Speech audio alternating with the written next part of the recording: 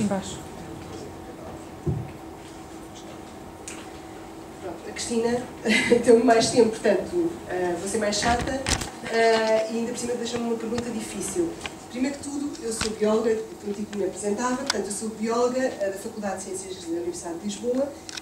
Trabalho atualmente no Centro de Investigação, que é o Centro CR3C, que antigamente era o Centro de Ecologia Ambiental e agora é o Centro de Ecologia, Evolução e Alterações Ambientais, ficou um bocadinho mais complicado, mas houve muitas mudanças. De qualquer forma, queria agradecer, obviamente, à Câmara de Lisboa por estar aqui a fazer esta apresentação e, em particular, à Cristina Luís e à Cristina Silva Ferreira, porque deram a oportunidade de estar aqui a poder falar nesta apresentação sobre um tema da qual eu não sou especialista. Portanto, primeira coisa, a Cristina viu um artigo meu escrito sobre economia verde e, portanto, eu vou falar, vou colocar a minha perspectiva sobre economia verde. Eu não sou economista, sou bióloga, mas trabalho em ecologia e, digamos assim, a inspiração de muitas destas filosofias vem dos processos da sustentabilidade, dos processos ecológicos e, portanto, digamos assim, é por esse lado que eu vou falar e, portanto, perdoem-me alguns economistas ou algumas outras pessoas.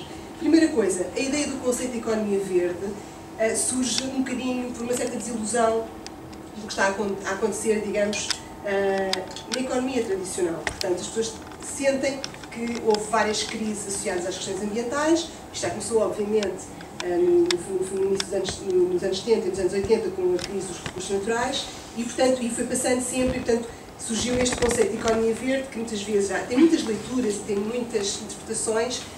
Obviamente eu fui buscar aquilo que as Nações Unidas dizem, porque me parece referência, mas basicamente, no fundo, nós tínhamos um crescimento económico que tinha como base o esgotamento dos recursos materiais, dos recursos naturais, portanto, produzindo recursos materiais e, portanto, à custa da riqueza dos ecossistemas. E, portanto, é esse paradigma que se quer quebrar um bocadinho, ou seja, que a riqueza material que é obtida não seja só à custa do aumento de exploração dos recursos naturais e que haja forma, digamos assim, de controlar isso, de forma a que haja respeito no sentido do equilíbrio desses recursos e também associado ao bem-estar humano e equidade social, obviamente. Portanto, isto é o que preconiza a economia verde. Portanto, é este o conceito que está nas Nações Unidas. Agora, vamos lá ver como é que isto se pode aplicar. Isto tem milhares de maneiras de aplicar, há imensas formas de nós aplicarmos estes conceitos. Gostava só de mostrar, isto havia aqui,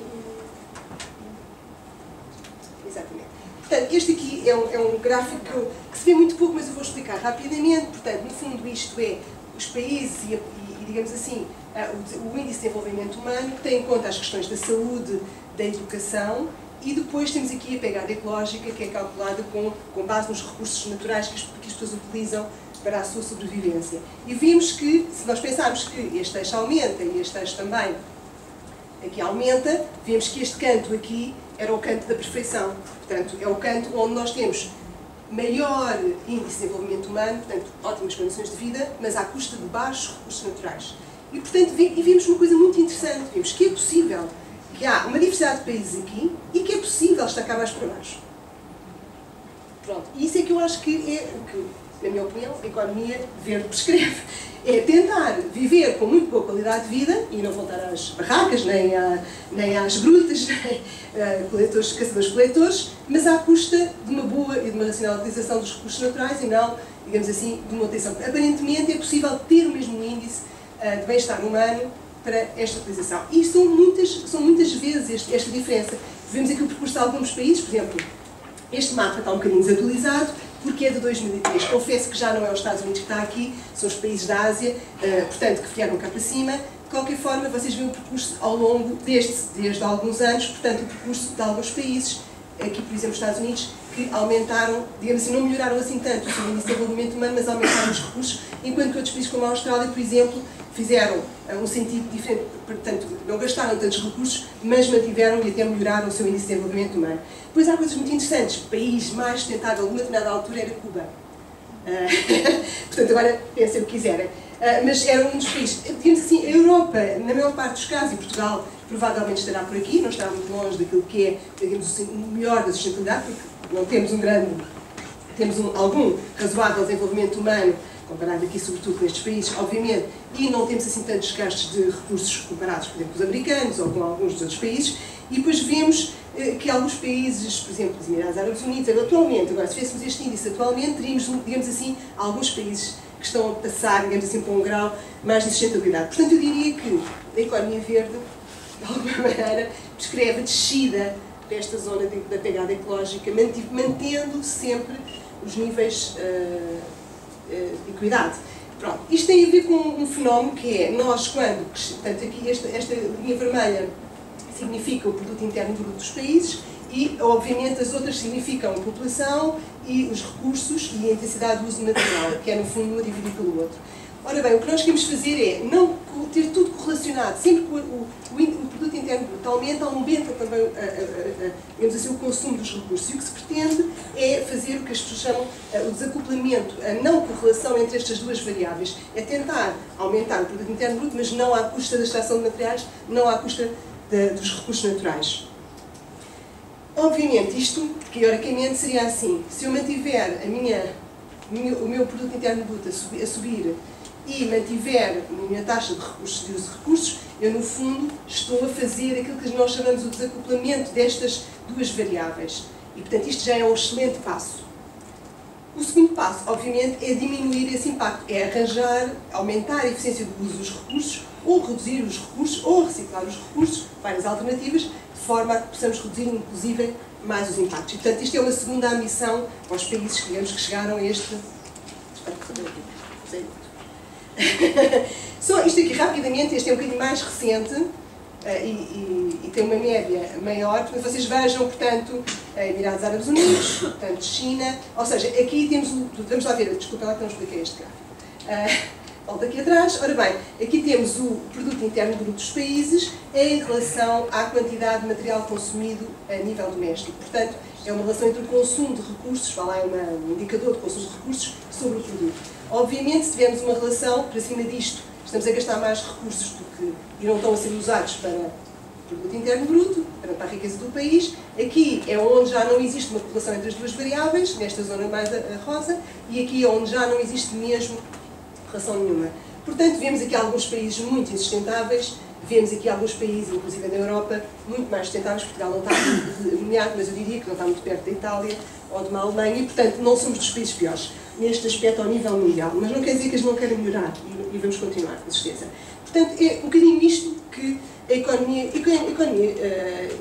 verde, no fundo, pretende ter estes índices, no fim, resumir estes índices e vermos esta diferença. Isto que nós pretendemos fazer é não fazer tudo à custa da exploração dos recursos, porque as gerações futuras têm que continuar a utilizar recursos, porque nós temos que saber, para poder aumentar na Terra, o número de pessoas que somos e aumentar per capita a utilização, temos que continuar a sermos mais eficientes nessa utilização.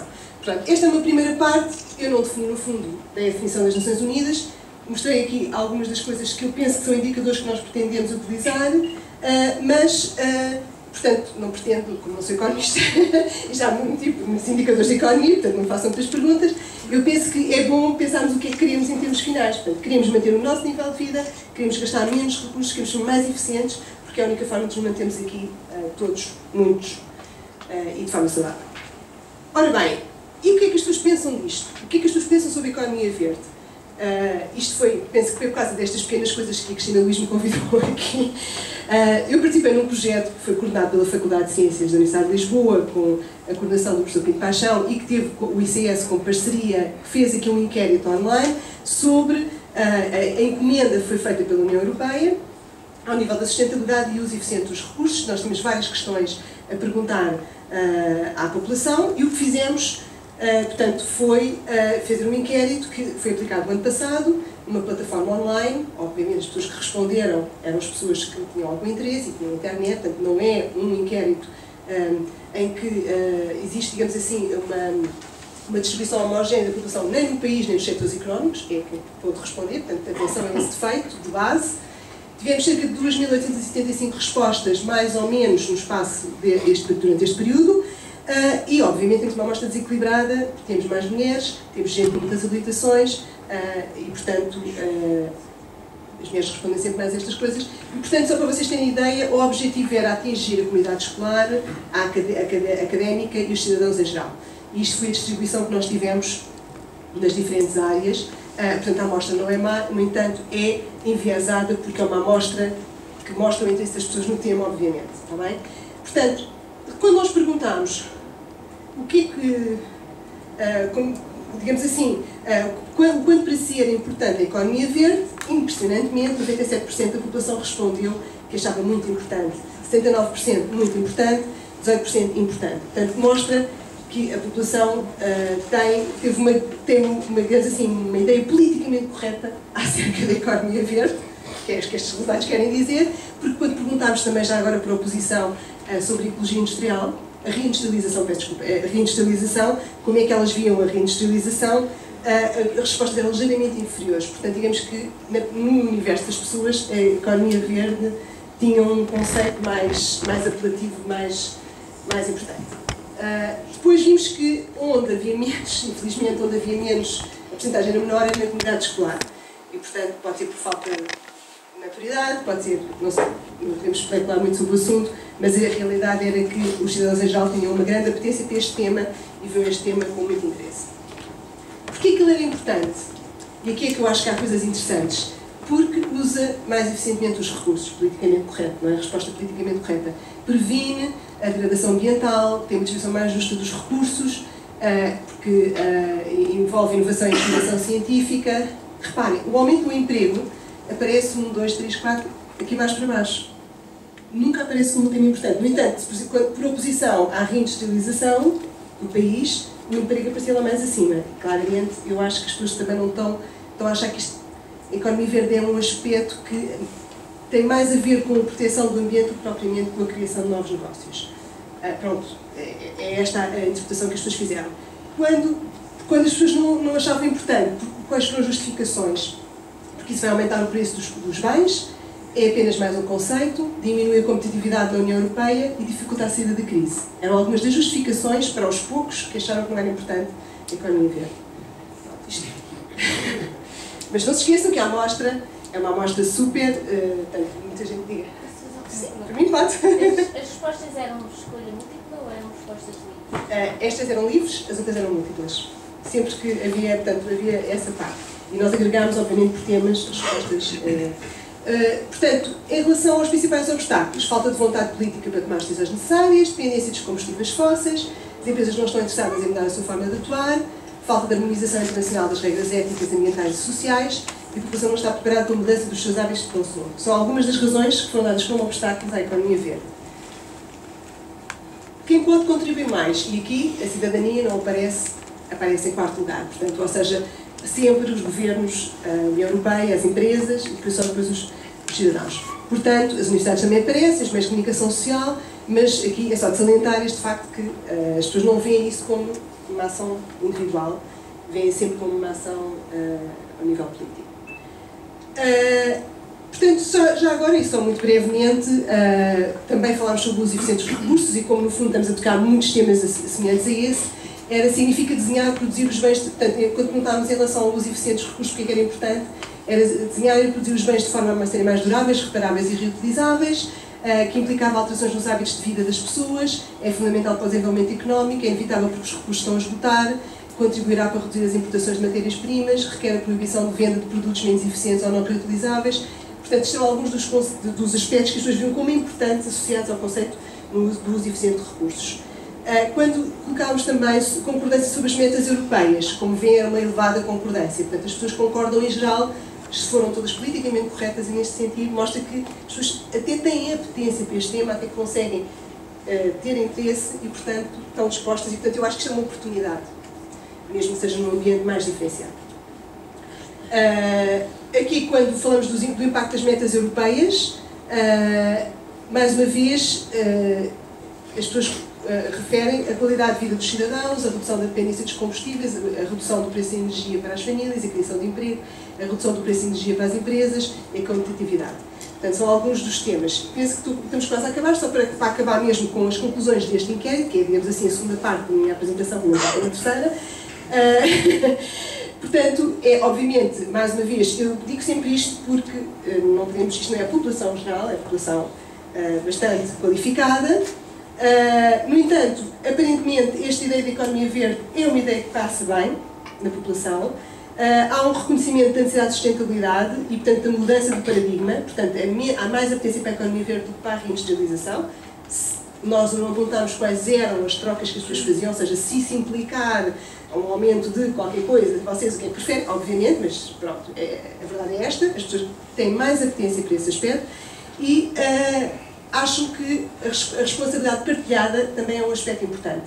Portanto, vêm, obviamente, os governos como importância, mas, obviamente, também envolvem a cidadania e as universidades, o que também é um bom aspecto, um aspecto importante. Ora bem, eu agora passava à minha terceira parte da apresentação, que eu sou bióloga e, portanto, não consigo diferenciar-me, e agora aqui tenho que vir para a parte que eu, digamos, domino. Todos estes problemas associados, que eu comecei com os países e o mundo, no fundo passei para aquilo que era a percepção das pessoas, na verdade resolvem-se localmente, com ações específicas, etc. Portanto, é com ações locais que nós vamos depois resolvendo os aspectos mais globais. E, portanto, há algumas ideias muito estabelecidas, como a economia verde deve promover a substituição dos combustíveis fósseis por energias renováveis e baixo carbono, aumentar a eficiência energética, a sustentabilidade da vida nas zonas urbanas. Portanto, são alguns dos aspectos que são tipicamente prescritos nesta área, que este aspecto, pelo visto, da população não tem desta noção, não é? Que a economia verde deve crescer, se crescer mais do que a economia tradicional trará, irá promover o emprego e a equidade social. E, portanto, estes são alguns dos tópicos que estão mais ou menos na mesa quando falamos disto. Só para vos mostrar que isto é uma previsão do emprego no setor da energia, uma projeção, peço desculpa, do emprego no setor da energia, com um investimento de 2% nas energias verdes. E, portanto, mais ou menos, e por previsão, o emprego passa a ser mais ou menos 50% associado às energias verdes, portanto, sustentáveis e portanto, mostrando que, de facto, há aqui um universo ainda a explorar nesta área e que, eu não sendo mais uma vez empresária, penso que é uma oportunidade e que penso que isso também podemos fazer, porque quando nós diminuímos digamos assim, a utilização dos recursos, poupamos muito dinheiro a uma empresa em geral. E, portanto, penso que tanto os investigadores como os cidadãos podem muito bem focar-se todos neste assunto. Agora, a pergunta da Cristina era como é que nós podemos, de alguma forma, influenciar a cidadania, como é que podemos envolver a cidadania nestes aspectos. É uma pergunta difícil, eu não sei se consigo resolver essa pergunta, mas, por exemplo, basta coisas como a água pingar ou sistemas em que a eletricidade esteja variada, ou seja, podíamos perfeitamente também fazer sistemas de alerta baseados em cidadania, onde haja, por exemplo, desperdício e que se possa ele ser rapidamente comatado. Eu penso que já há muitos setores a fazer isso. No entanto, ia falar daquilo que sei. Pronto, e perdoem-me, porque eu vou falar daquilo que sei. Então, um dos aspectos que está envolvido na nossa investigação, que envolve a nossa investigação ultimamente, tem a ver com, por exemplo, a utilização das coberturas verdes. As coberturas verdes, aqui é um exemplo assim um bocadinho chocante para mostrar o verde, isto não quer dizer que seja assim. Isto surgiu porque nós na Faculdade de Ciências estamos no último piso, temos imenso calor, não podíamos comprar ar-condicionados e pensámos como é que vamos fazer? Somos o edifício da Biologia. E pessoas em agosto com 38 graus, 80% de umidade relativa, é difícil. As condições são más e pensámos como é que solucionamos isto? Epá, se a gente construísse ao menos um telhado verde no nosso edifício, podíamos conseguir isto de forma mais interessante, era a Biologia. E, portanto, ficava o edifício verde. A ideia surgiu assim, só para terem ideia, que não foi... Pronto. Obviamente que neste processo, e eu penso que as pessoas já ouviram falar disto várias vezes, por exemplo, os edifícios ou as coberturas verdes podem sequestrar carbono, obviamente depende da vegetação que lá tiverem, não vamos dizer que isto pode ser muito, mas é um facto, podem aumentar a biodiversidade se tiverem em conta o tipo de espécies que lá estão, reduzem o efeito de calor urbano, está ali o nosso colega da Geografia, porque, obviamente, quando tem água e quando conseguem fazer esta redução de forma muito importante, assim como os espaços verdes, melhoram a gestão da água da chuva e reduzem a escorrência, e isso podem fazê-lo de uma forma muito eficiente, contendo durante muito mais tempo a água da chuva, criam, no fundo, ajudam a criar estruturas verdes. Quando as estruturas verdes não têm forma de passar por entre a cidade, podem passar pelas vias aéreas, obviamente, não recuperamos o sol não se recupera, mas pelo menos para algum tipo de conectividade é possível, melhora. A vegetação em geral intercepta a poluição, são estruturas, digamos assim, são tridimensionais, folhas que interceptam a poluição e, portanto, reduzem a poluição, regulam a temperatura dos edifícios, se forem pensados nesse sentido. Isto tem que ser tudo bem pensado, porque nem todos os serviços são aplicados, obviamente, e podem proteger as estruturas dos edifícios porque ficam menos expostas e, portanto, aumentam a durabilidade das estruturas. Portanto, alguns dos serviços que são prestados. Obviamente que isto é preciso ser pensado e direcionado o que é que queremos fazer. E eu quero-vos falar só de um exemplo. Portanto, este foi um projeto que nós desenvolvemos com a equipa do Instituto Superior de Agronomia, em que o Instituto Superior de Agronomia tinha um projeto de investigação que pretendia portanto, explorar a ideia de ter plantas resistentes, no fundo, plantas que não precisem de água, plantas tipicamente mediterrânicas e que podiam viver parcialmente sem água, e eles o que queriam explorar era até onde podemos viver sem água e até onde as pessoas apreciam aquela vegetação. Porque a vegetação nativa nem sempre é muito apreciada pela nossa população, e então nós queríamos explorar até onde é que é possível serem bonitas sem água. E depois nós, biólogos, apoiámos esse projeto dando uma solução radical. Então vamos tentar uma solução sem água. E então pensámos, bem, sem água, por exemplo, se nós pensarmos num sistema sem água, o que é que pode viver sem água? As plantas anuais, mas essas ficam amarelas, implicam alguma gestão, e também pode acontecer. Mas também se pegarmos no deserto, por exemplo, do Negev, o que é há lá? Eu sei que se calhar não nem todos visitaram, mas garanto-vos que há lá uma coisa chamada, são crostas biológicas do solo. São estruturas constituídas por cianobactérias, musgos e líquens. E, portanto, quando nós vamos às vezes às dunas e as dunas não estão totalmente destruídas, nós conseguimos encontrar essas estruturas, portanto, musgos, líquens e cianobactérias no solo que fazem imensos serviços, como o resto da vegetação, e eles vivem. Porquê que eles conseguem viver sem água? Porque, vou dizer um palavrão, são poiquilohídricos. Os répteis são poiquilotérmicos, não é? E estas plantas são poiquilohídricas, ou seja, podem viver longos períodos sem absolutamente nenhuma água. Têm um conteúdo de água intrínseco, com o qual estão, mas conseguem viver e ficar a secar. Portanto, os organismos poiquilohídricos, como os musgos, podem viver sem água. Portanto, e o que nós fomos explorar nesse projeto foi essa ideia. Só para dizer que, nesta ideia que nós explorámos, e ali por trás estão imagens de plantas, são cédulos e também musgos que ocorrem naturalmente nos telhados. Naturalmente, se nós abandonarmos um telhado e não fizermos manutenção, crescem aquelas plantas que lá estão atrás, assim como musgos. Portanto, estamos simplesmente a imitar a natureza. Agora, eu só trago aqui isto porque o resto da investigação foi de uma colega de Luísa também. Este foi, digamos assim, o nosso braço naquele projeto. E só para vos dizer que este talhão foi aquele que recolheu mais água e reteve mais água. Os musgos são poiquilóidicos e podem ser umas esponjas. Podem até aumentar 700% o seu peso em água. Quer dizer que retém água. Portanto, vem a chuva, recolhe a água. O solo pode ser mínimo, reparem, pode ter 1 centímetro. Não precisa de ser os 6 ou 8 centímetros que são obrigatórios nos tradicionais telhados verdes, porque como o musgo praticamente usa só uma parte mínima do solo, pode perfeitamente ter essa espessura. E, portanto, pode até ser construído em casas antigas porque implica menos peso. Mas atenção que ele fica com muita água. Portanto, temos que contar com o valor da água. Mas seja como for, não tem manutenção. É verde, pode ficar amarelo no verão, vai ficar, as pessoas têm que aprender a gostar, nós podemos ajudar nisso como cientistas, mas é uma solução. E, portanto, aqui a ideia seria, por exemplo, aplicando o conceito, falar de sustentabilidade, tentar ver o que é possível em cada ambiente e não tentar, digamos assim, copiar o que os outros têm, porque não temos as mesmas condições, podemos escolher espécies certas para o local certo e desde que a gente aprecie também aquilo que temos e a nossa paisagem, que faz parte também daqui da nossa comunicação com a cidadania. Só para acabar, nós na faculdade também temos um telhado verde, que estamos a monitorizar, com células, com as tais outras plantas, temos ali aquele logo, e portanto estamos a explorar todas estas ideias extremamente mais sustentáveis possível, portanto sem manutenção mínima, sem rega. É isso que a gente quer fazer, porque os telhados verdes existem no norte da Europa porque não têm rega. Ninguém rega aqueles telhados verdes. Aqui as pessoas implicam rega e, portanto, isso torna o telhado insustentável. Isto é um exemplo de economia verde para mim, porque o objetivo nós estamos a explorar o que é possível no nosso clima e não simplesmente imitar o que temos. E, portanto, adaptar no sentido dos recursos. E, obviamente, tendo em conta, por exemplo, imaginem os serviços cheias, portanto, controle de cheias, se nós conseguíssemos cobrir, imaginem uma percentagem elevada a alguns edifícios, era possível controlar com certeza as cheias se fossem sítios estratégicos. Portanto, isto pode ser uma solução. Só mais rapidamente, mais umas questões. Este é no Conceito de Almada, perdoem-me as pessoas de Lisboa, mas estamos a fazer isto para Lisboa, mas não temos resultados ainda. Portanto, em Almada fizemos uns estudos com biodiversidade.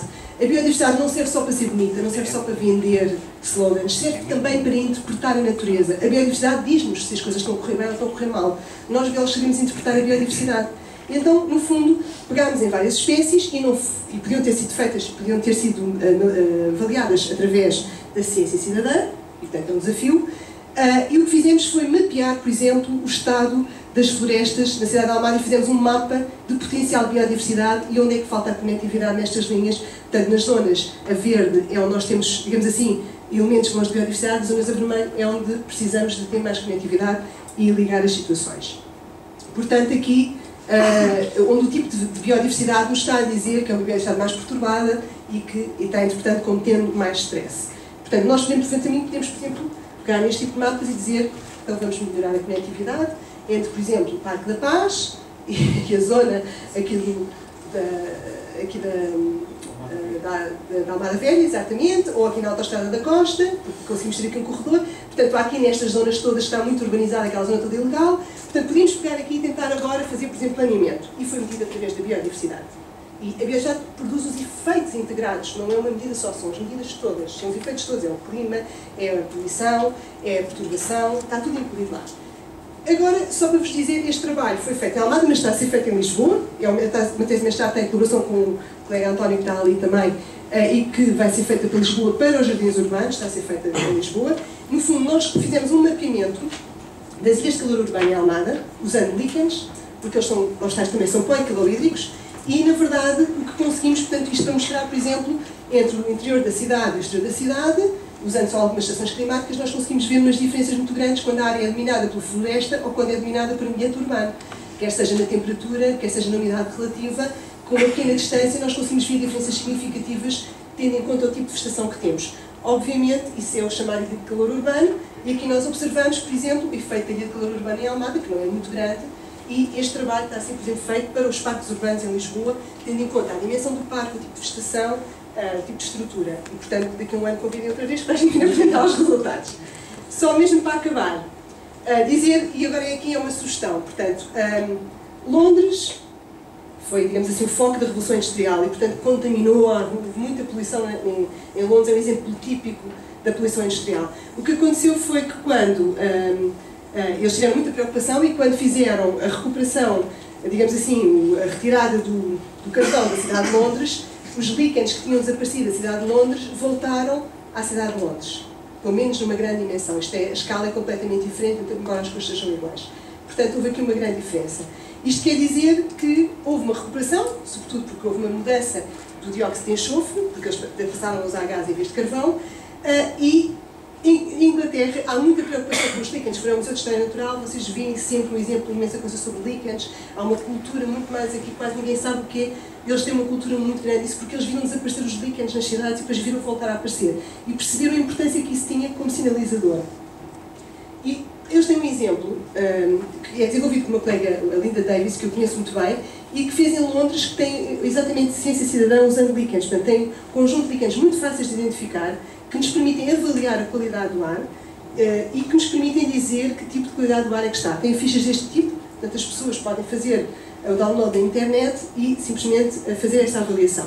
Isto é um exemplo típico e eu gostava de terminar com isto para dizer que a ciência cidadã passa por também fazer estes mapeamentos que são muito mais interessantes se forem em espaço, portanto numa área alargada, aquilo que demora um ano do mestrado podia ser feito de uma forma muito mais rápida e, como disse a Cristina, temos que ganhar a dimensão no tratamento dos dados, mas por isso é que os cientistas também cá estão, com o apoio dos informáticos. A qualidade dos dados não é tão boa, mas é muito maior. Então isso é muito importante. Portanto, fico disponível para as questões e pronto, e para aceitar os meus retos. Obrigada.